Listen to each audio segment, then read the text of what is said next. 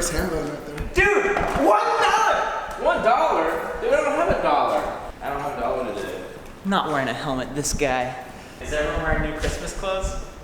Yeah. My new Christmas shirt, my new Christmas pants, my new Christmas shoes. Why didn't you get any new Christmas clothes? You can do that? Yeah. Did you guys all see Rogue One? When you watched Rogue One, how did you feel? Honestly, I was a little disappointed because everyone dies. I was kind of hoping they'd do something a little bit more interesting than that. I walked out of it going, that was a very pretty film. Those VFX were awesome. And that's kind of where it ends, because you're like, but there's nothing that really sticks with you.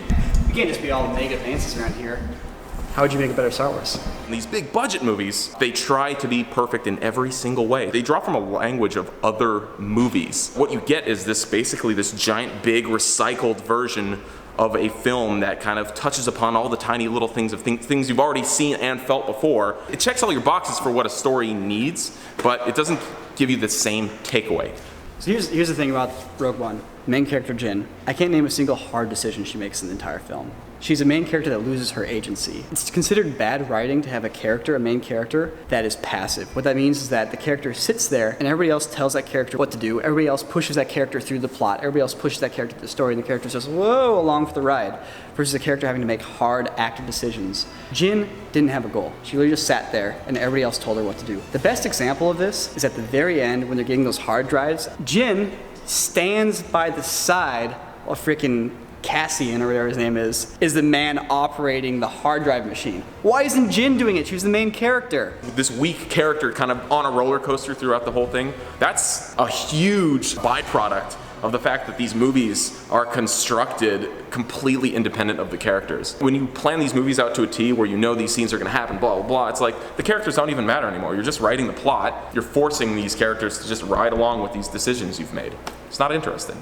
You wanna know the part with Darth Vader at the end killing guys was so thrilling? It's not because you get to see Darth Vader kill guys. It's seeing Darth Vader want something and actively go and try and take it, and suddenly all his power comes out and you're like, holy shit, this guy's a huge badass. I didn't know he was so scary. Because the character's being active. He's going and he's making hard decisions. He's killing people to get his goals. He has intentions and he has obstacles. I love that thing. Thanks, Aaron Sorkin. Well, what'd you think of Rogue One, Ben?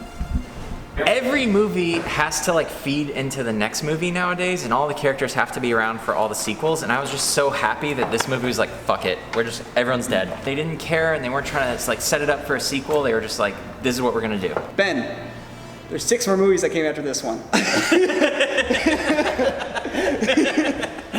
What's terrible about it is that you kind of go like, from the outset, the assumption is these characters aren't gonna be that memorable because this is it. This is all you got them for. So it's like, you don't get to build characters that are like, damn, like, I'm gonna cosplay as this one character. That said, there's a couple things that Rogue One did correctly. One, there were no Jedi in the movie. Second thing that they did that was really well, acknowledging what most people have said is a giant plot hole in Star Wars, which is why can you blow up a Death Star with the simple proton torpedo and a exhaust shaft? Making it a character-based crisis of conscience is such a good way to approach that, and it's so compelling. And this is also all just completely ignoring the fact that it is a very beautiful film. The effects are like some of the best out there on the market right now. It's like, yeah, but that's come to be expected from, you know, ILM and Disney films. It's like, it's also just like beautifully polished, just like, all right. In the trailer, there's a shot where Jyn is running to, I think it's like the little platform to like recenter the satellite dish, and a TIE fighter rises up and cuts her off. That shot was actually added by the trailer house. They were like, this shot's cool, we need to jazz it up, and they added the TIE fighter themselves, probably with Element 3D. So in a nutshell, if you want to make a better Star Wars movie, let your characters be active, don't make them passive. Don't worry about plot holes. Like, studios are so concerned with people picking apart the movies on Reddit. That's fine, let them do that. Just make a character that has drive and emotion and ambition, and the audience will be along for the ride. I mean, that's why Luke Skywalker and Han Solo and Princess Leia are so compelling. Even in a sci-fi universe, all this crazy world building, make them character-based. With Stephen Bauer from FIFA Parts and Richard Hurd of Planes, Trains, and Automobiles in Gleaming the Cube. Have you ever seen Gleaming the Cube? Is that a skateboarding movie? Yeah, it's got Christian Slater in it, and Tony Hawk, and it's Rodney Mullen. I was 3 years old when this film came out.